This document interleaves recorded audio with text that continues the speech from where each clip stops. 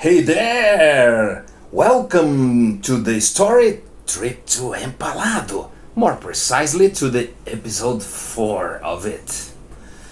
But today I would like to do something different, if you allow me. Huh? Well, I would like to share with you in a minute a different song that has delighted me since I first saw its video. Yes, it's a song that has everything to do with Paraguay, the country where our amazing and beautiful story took place in the 50s. The individual who played it was even invited to give a performance at a New York theater, since the way he played used to call a lot of attention. So impactful, beautiful and wonderful it was. It's a song that Paraguayans certainly know, but not us from the rest of the world. Therefore, I invite you to take a look at a little portion of this magnificent work of art. I'll be right back to tell you why I want you to hear this. And, of course, there is a reason. Let's see it.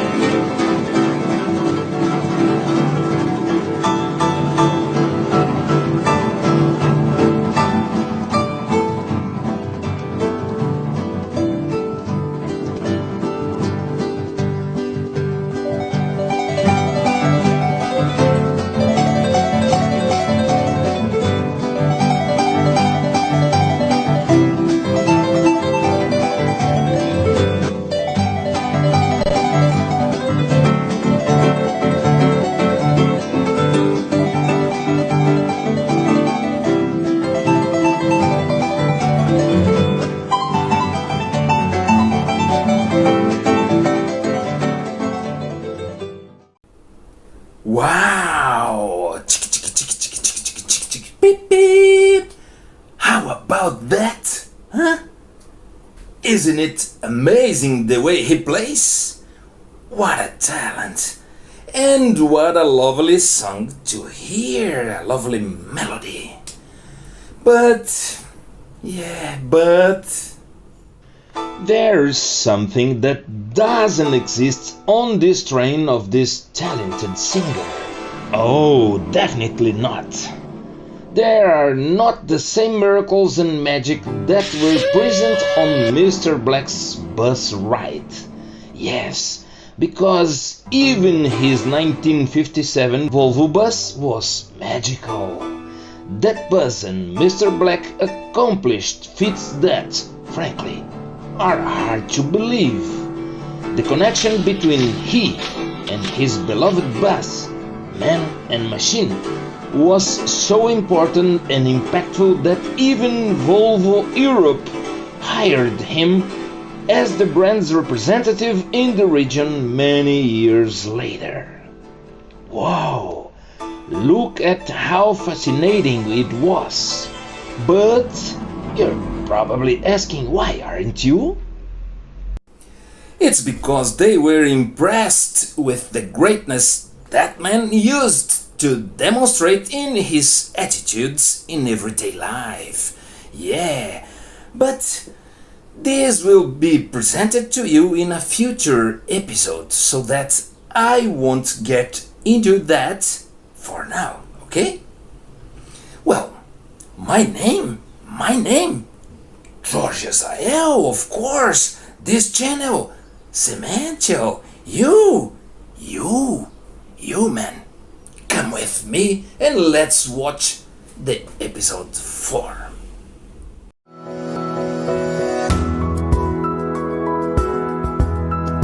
Sementio.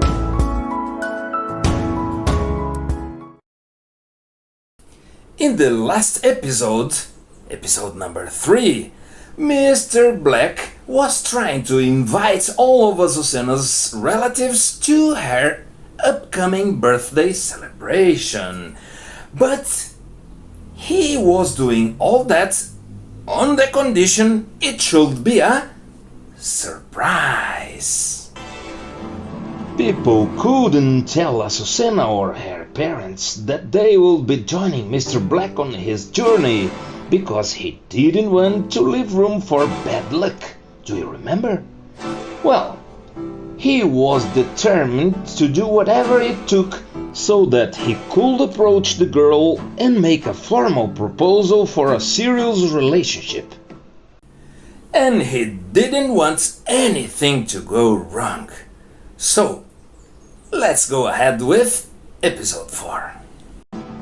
A month before Azucena's 15th birthday party, everything was practically ready except for the birthday girl's dress, which had to be adjusted several times as the girl not only grew about 2 inches or 5 centimeters, but had lost a lot of weight as a result of her excitement and anticipation about the event, which left her ethereal and almost evanescent with an angelic beauty.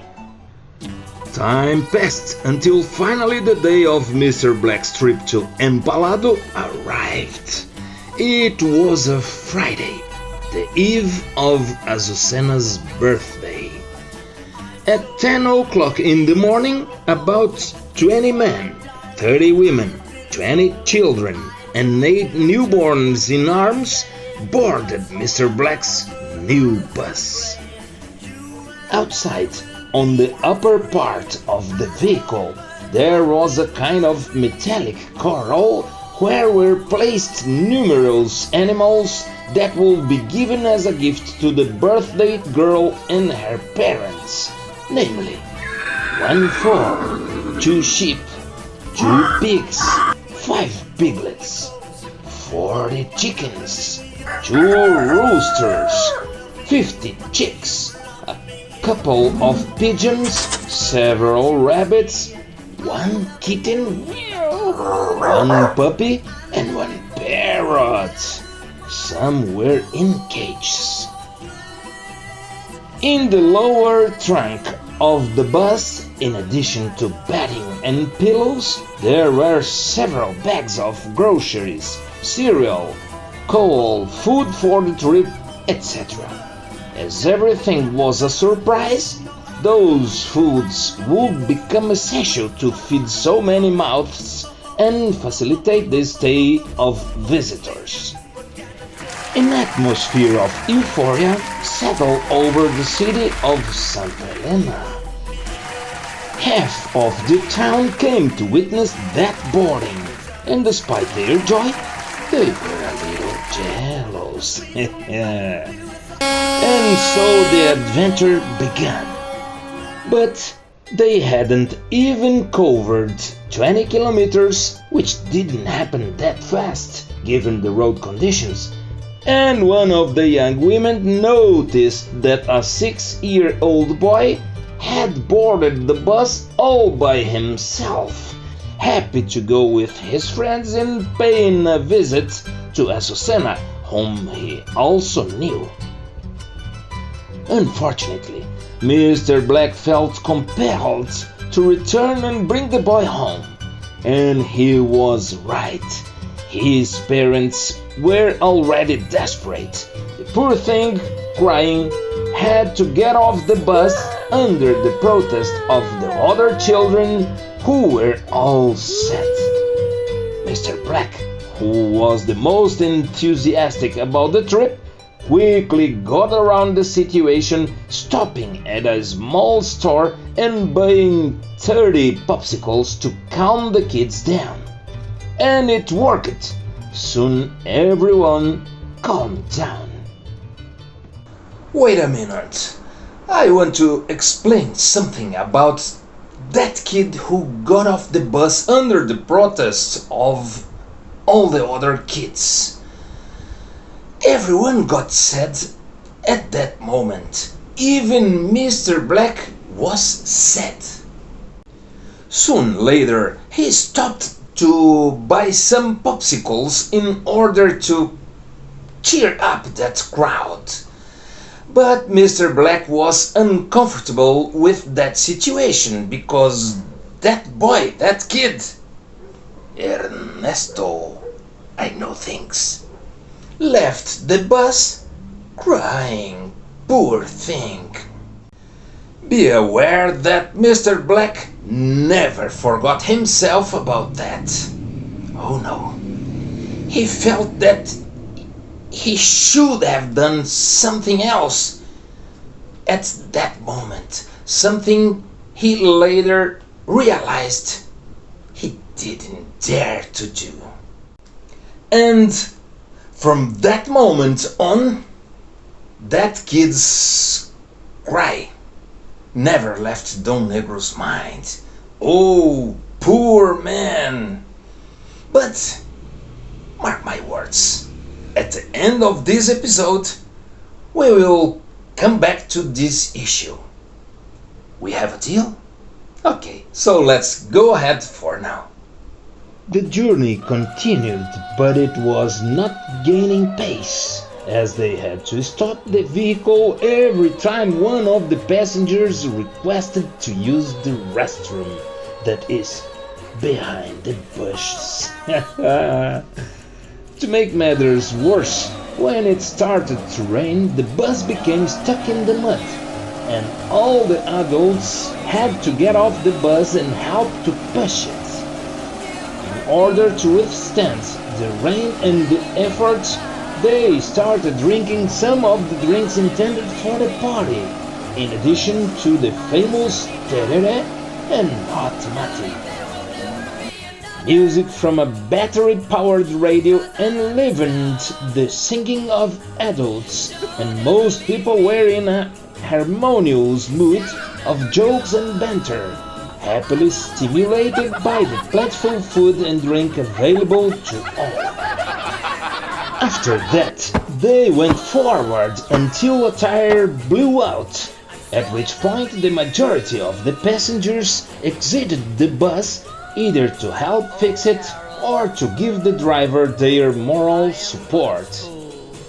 Because of the rain, the agitated animals had to be taken off the roof of the bus and mixed with people inside the vehicle. And it all turned into a party. It looked like Noah's Ark. The sick foal cried all the time. One of the sheep ate half of a girl's doll, who also couldn't stop crying. There were 8 lap babies, who also sang the same cry song. But while children and animals whimpered, adults sang mainly songs by Luis Alberto del Parana and other classics of the time. From quagmire to quagmire, the party only grew. There was so much joy in the air that the energy of that atmosphere certainly protected them from any catastrophe. Crossing with a bus in that quagmire was not just an adventure, but almost an irresponsibility. Several times the bus was on the verge of overturning, but the tireless driver did not allow himself to be shaken and kept going. By then, most people, including up to half the kids, looked like they had stepped out of that movie called The 10 Commandments, given the layer of mud that covered their bodies. However, when love is supporting something, there are no obstacles to stop it, because the entire universe conspires in its favor. In the middle of a scrap, Mr. Black suddenly stopped the bus. He asked permission to leave without giving further details. He got off the bus and entered a path in the forest. Everyone was a little confused and not sure what to do. They were sure it was his first time in those lands, and they couldn't imagine what he could be up to. The truth is that Mr. Black was seized by an intuitive impulse and didn't question it. He just followed his feelings. That path took him to a thatched hut with almost no walls. He approached and noticed a woman coming towards him, surrounded by half a dozen children who looked to be between 1 and 8 years old, one of whom suckling from an almost dry breast. They all looked hungry and anxious, wearing rags that barely covered them. "Good morning, ma'am. How are you?" said Mr. Black. "Not very well, my son, as you can see," replied the lady while carefully observing the mulatto's slender build and well-tailored clothes. "What's your name, ma'am? I would like to help you at least as much as I can," he said, as the rest of the group, who had been following him, peered from a distance, intrigued and eager to figure out what was going on. "Miriam, my name is Miriam," murmured the woman. "And it's been at least 4 days since we've been able to eat anything solid, because it rained a lot and all the wood got wet. Since then, we haven't been able to cook anything, sir." "Miriam, I'm Jorge Adalberto Alderete dos Santos. Nice to meet you. Call me Mr. Black. We come from Santa Helena and we're heading to Empalado, where we will attend a birthday party. We have plenty of food on our bus, ma'am, which we would like to share with you. And so, would you accept our help?" "No need to ask, my son. By the way, you are certainly the angel for whom I have been begging with God so much lately. Look, my husband and I don't mind going hungry, but seeing our little children weakening before our eyes crushes our hearts." "And where is your husband, ma'am?" asked Mr. Black. "He left early to see if he could find any fruit or cassava to feed the children. And he is even willing to beg in order to get anything. But unfortunately, people in this region are extremely poor, sir." At that moment, Negrito turned around, looked at the imposing Santa Helena police chief, much older than he was and also Azucena's uncle, and fired the following words with enthusiasm. "Andres, please go to the bus with someone else and bring the biggest bag of coal you can find. Ladies, bring all the food you can share with this family, as well as lots of kitchenware." And the women went to get provisions to prepare a special food for everyone. They even brought a large live chicken, which gave its life to fulfill such an important mission. The men put coal on the rim of a truck wheel that was in the yard and, with some of the best Paraguayan sugarcane brandy, called Aristocrata, lit a respectful fire, leaving the rest of the huge 20 kilograms coal bag as a gift for the family under the request of Mr. Black. Meanwhile, the rest of the group, and even the children, were given breaded meat sandwiches or bologna sandwiches and lemonade to the hungry mother and children who were sitting on a tree trunk. "It's just to calm the stomach," shouted Aunt Lucita. "Soon we will prepare a much better meal," completed Aunt Eugenia, happy to be able to help. Once the fire was lit, the women quickly used their own pots to start the late lunch, since it was already 3 p.m. And that's because the lady of the house didn't even have pans. She used to cook everything in cans. Well, in a large pan they boiled water to clean the chicken, and in another giant cast iron pot they began to fry onions, garlic and bell peppers, specially called locotes in Paraguay, in order to prepare a base sauce. In a matter of minutes they plucked the huge bird, while many hands helped each other with laughter and jokes. The chicken was passed over a hot fire in order to burn off any remaining fluff, and a nurse soon cut the huge bird into pieces with a skill that would impress any butcher or experienced chef. The pieces of meat were then salted and added to a giant cast iron pan, where the base seasonings had previously been fried, now separated and reserved. And then they fried the chicken until it was golden brown.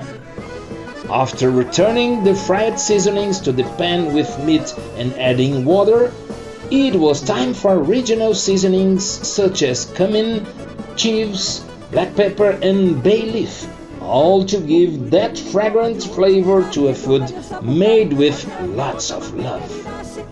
Poor children of that needy family drooled while watching the preparations, delighting in a wonderful aroma they had never felt before.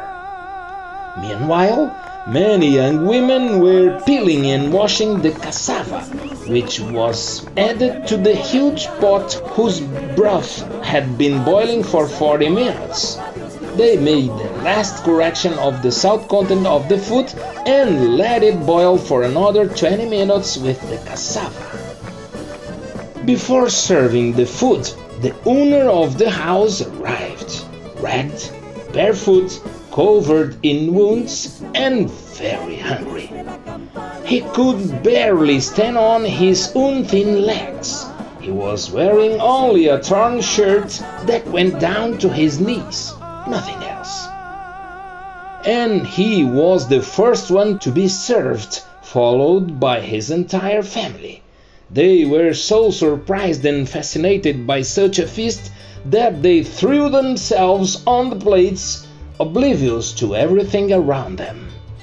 One of the cooks, seeing the crowd of 80 people waiting, expressed concern that the food wouldn't be enough for everyone, to which another lady, more experienced, said, "Our objective is to serve this humble family, and we will only eat what is left over.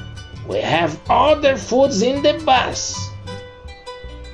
At that moment, Mr. Black, with the gourd of hot mate in his hand, approached and, in the Guarani language, expressed the sentence he used to say throughout his life.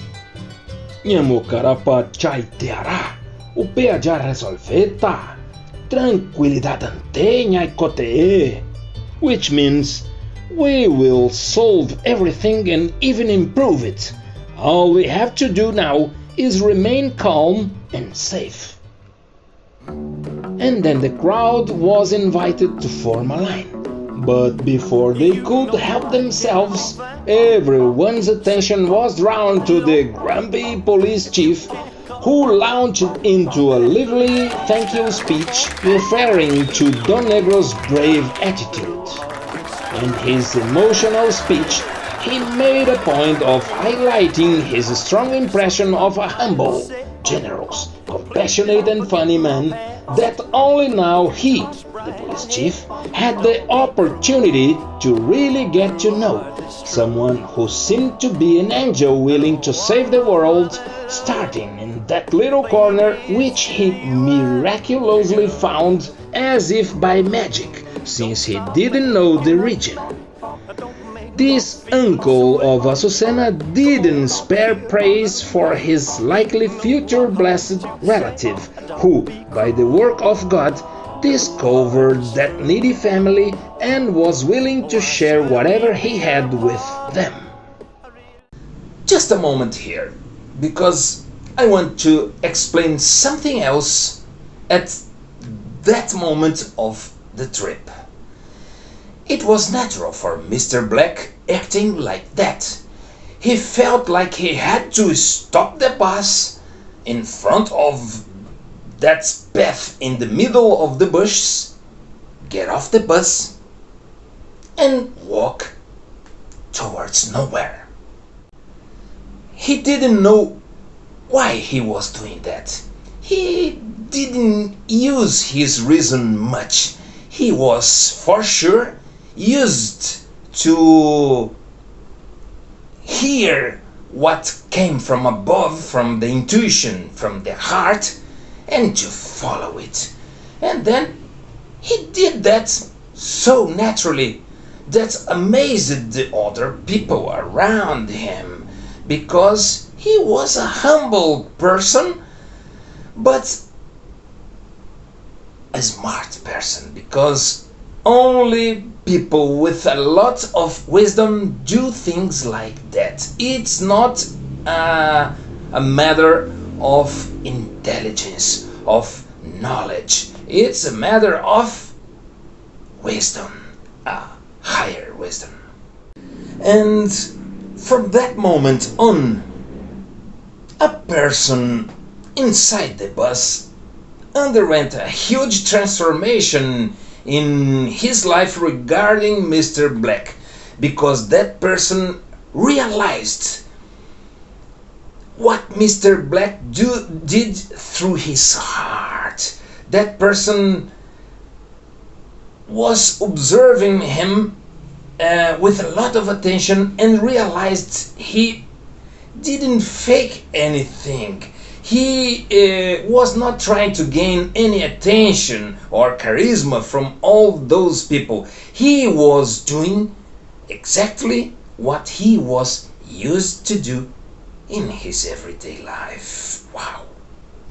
Well, the person who changed completely was precisely the one who most distrusted Mr. Black. This suspicious person was none other than the police chief himself.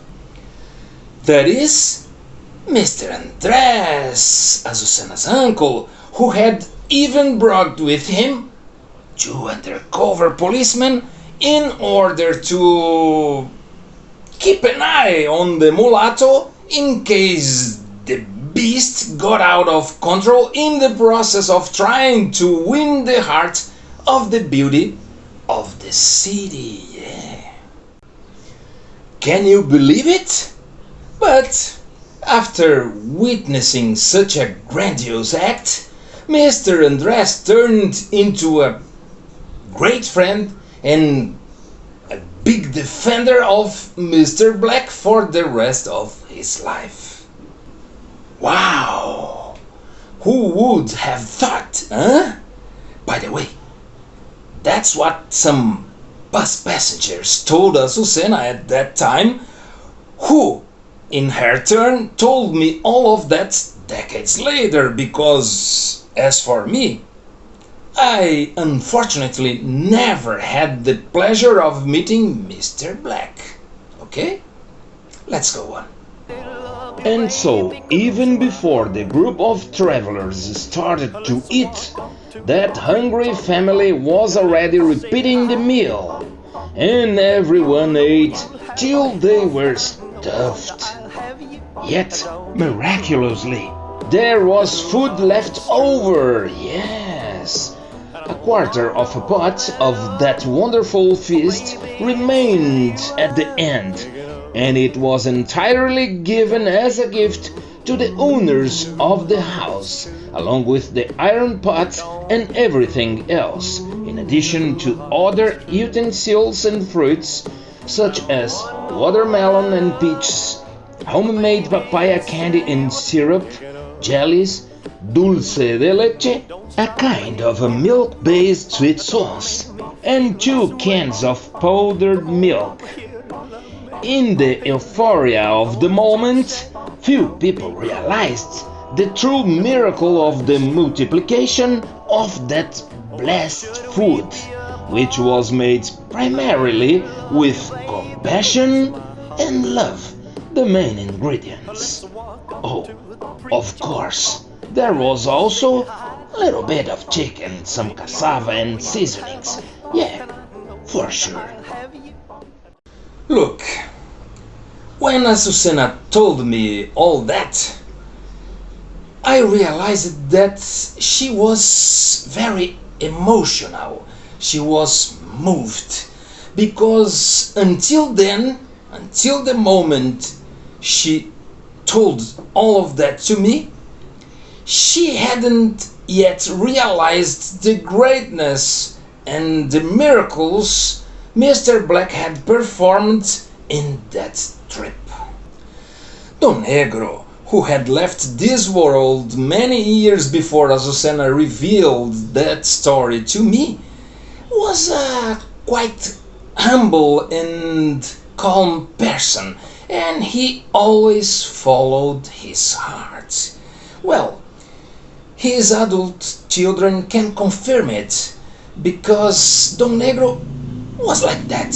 He used to live in the moment and give everything he had, to share everything he had without worrying about tomorrow. Well, I imagine that by now you have already realized that all true power emanates from what? From love, of course. Ever.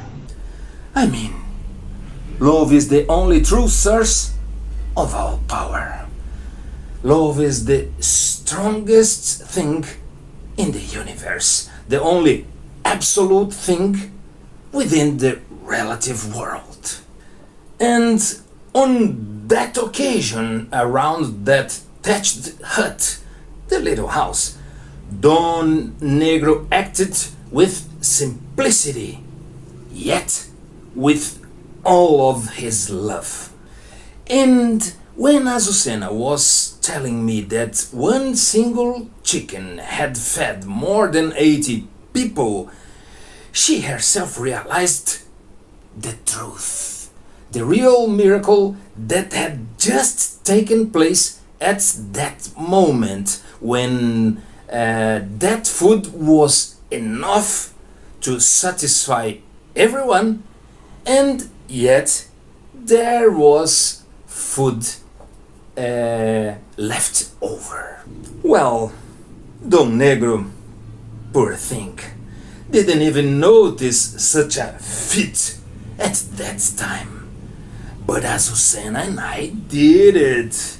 And now you did as well, right? Okay, very good. And now, as I promised, let's get back to that boy who had to get off the bus when Don Negro was starting the trip. His name, Ernesto, as I have already mentioned. But Azucena didn't know his name, the name of Ernesto. Well, but I have my sources. Shh. And now, Ernesto, if you allow me, I will lend my voice to Mr. Black so that he can send a message to you when I will use all my heart, my feelings, in order to let that happen right now. I will tell you exactly what he himself still wants to tell you. Still? Didn't he die? Ernesto, come closer. Death is an illusion. Yeah, there is only life. Shh. Oh, okay. You can tell everyone. That's not a secret. So, are you ready to the message? Huh? Let's go on. Ernesto, Shiraí. Sorry about that, son. After that trip to Empalado, I looked for you for a long time, son. But I couldn't find you anymore, Shiraí. And I'll be honest with you, Shiraí. I didn't feel comfortable at all the day you were taken off my bus crying, Shiraí. It didn't sit well with me. That said, Ernesto, I'd like to tell you that I know you are living in Chile. I know you are 71 years old. And I also know, don't ask me how, that you never forgot that sad episode in your childhood, son. But never did I, Shiraí. However, I think I have the solution for both of us, Shiraí, since we don't deserve to remain with that sad memory in our minds. Don't you think so? So, if you allow me, I think I'm going to try to work it out right now. Look, Ernesto, and you gotta trust me on that, okay? At some point of your life, you are going to dream that you are a kid again. That 6-year-old boy back in Santa Elena. Yeah. And precisely at the moment you are getting off my bus, I'm going to tell you this. What's that, my son? No, don't be sad, don't cry. No, after this trip to Empalado, I promise that I will come back just for you. And we are going to make a wonderful ride, you and I, in my brand new red clean Volvo bus, along with all your little friends.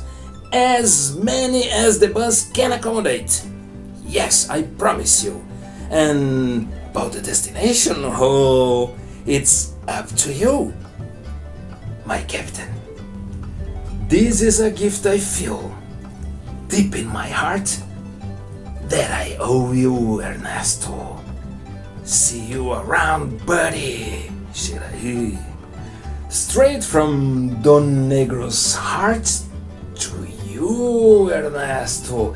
And I hope that, with the help of your friends, this message can reach you, because Don Negro never forgot that young child that left his bus crying and who also left a real scar on Don Negro's heart. Be aware that Don Negro never revealed that painful scar on his heart to anyone except for Azucena, who in her turn told me everything. And I'm here sharing this with you, of course, because it's a pleasure for us at Semente Eugenio to spread consciousness through wonderful love stories as the one we are telling you right now, Trip to Empalado. Well, that's all for today, folks. See you around, and I hope you come back to the next episode.